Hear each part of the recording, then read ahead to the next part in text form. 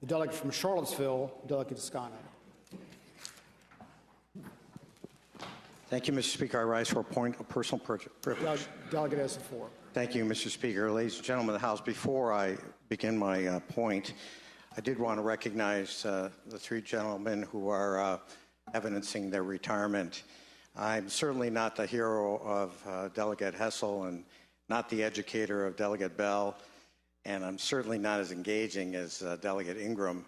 But all these folks come out of local government, and I think it's really important to remember how significant it is to have folks in this body who come from local government and understand folks really on the neighborhood level. So thank you very much for your service.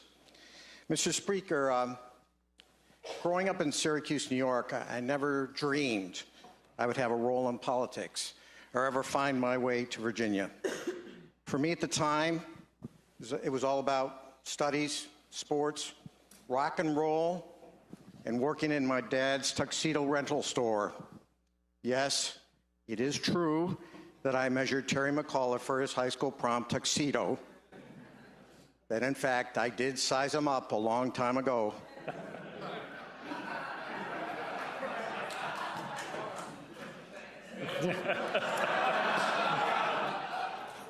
Then, of course, the 60s happened, and my world, heck, the world, turned upside down.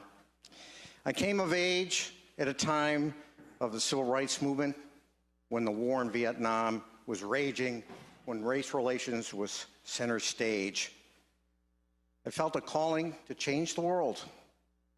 Initially, that meant academia and teaching, and then the law. Eventually, I built my life in Charlottesville, my wife's hometown. I got elected to the local office, and after 12 years in local government, won election to this body. Between my family and public service in a community that is so special in so many ways, I have been and continue to be the luckiest guy alive. I'm proud of my contributions over the last 25 years of public service, but there comes a time to write a new chapter. And for me, that time is now.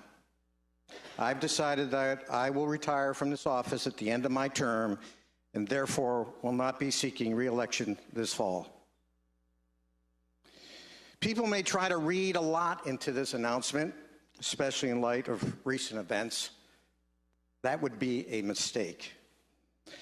As some of you in this body already know, my decision has been in the making for some time, though various events constantly conspired to delay it.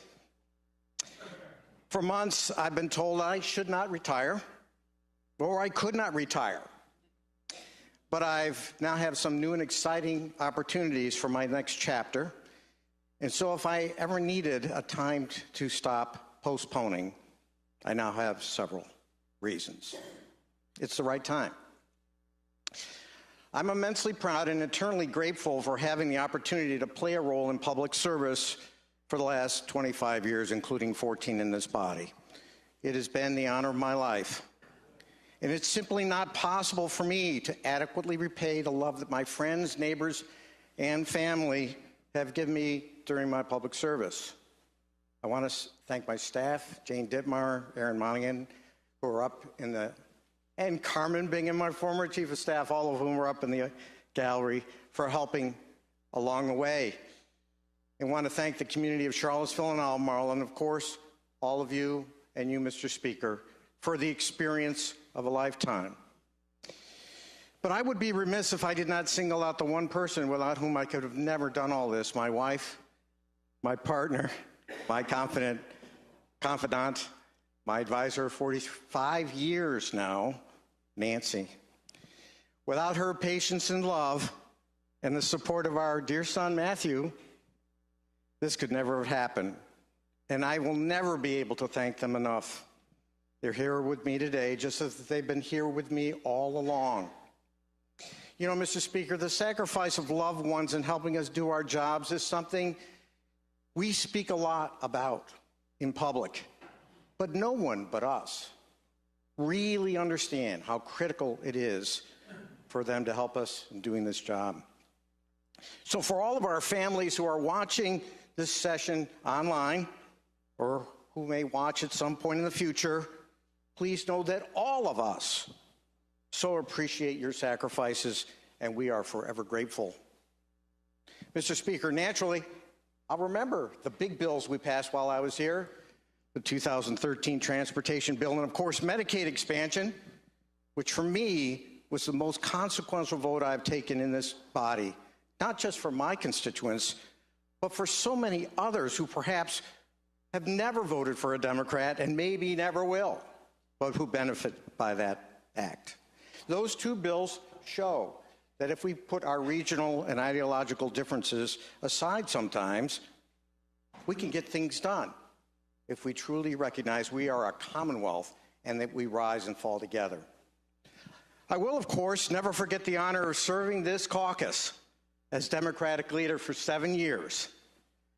While I can't say I always enjoyed serving in the minority, I always recognized the important role we played in challenging assumptions, in raising questions, and forcefully articulating opposing points of view.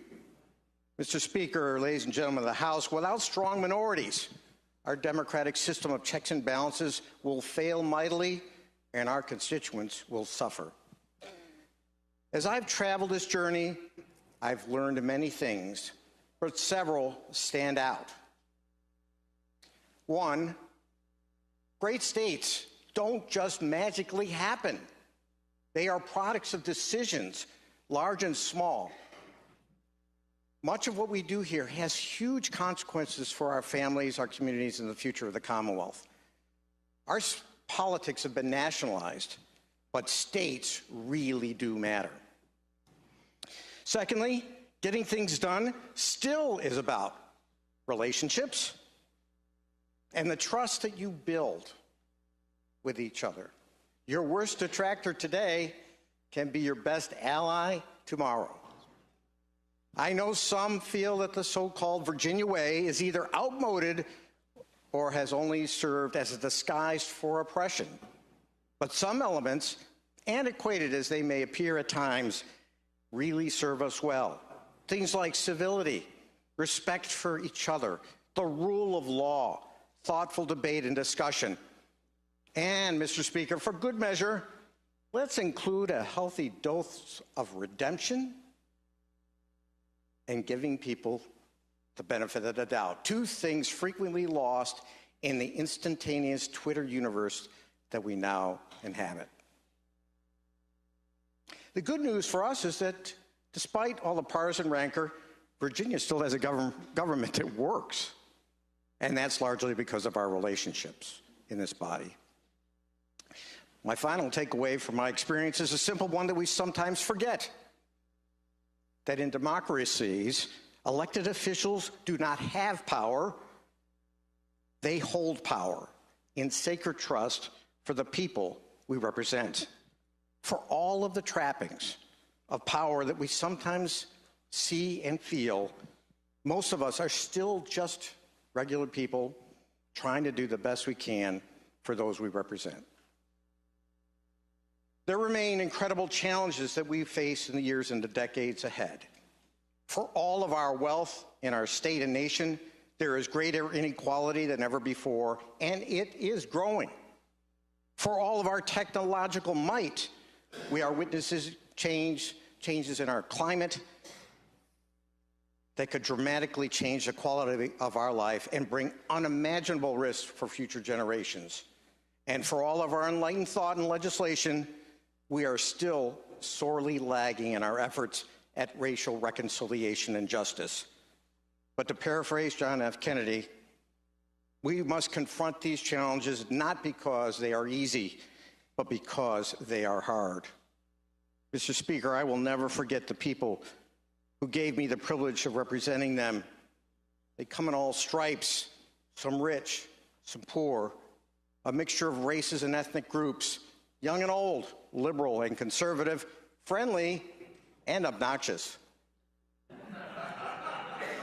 The wide diversity that makes this state and country a great place to live.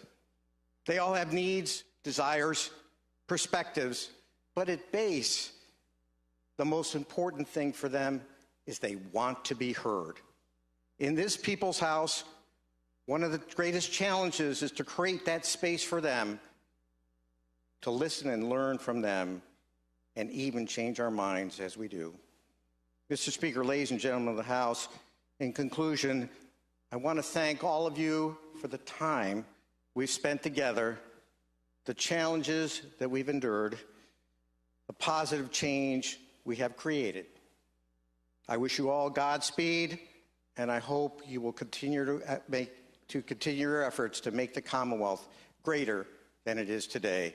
Thank you for including me in the journey.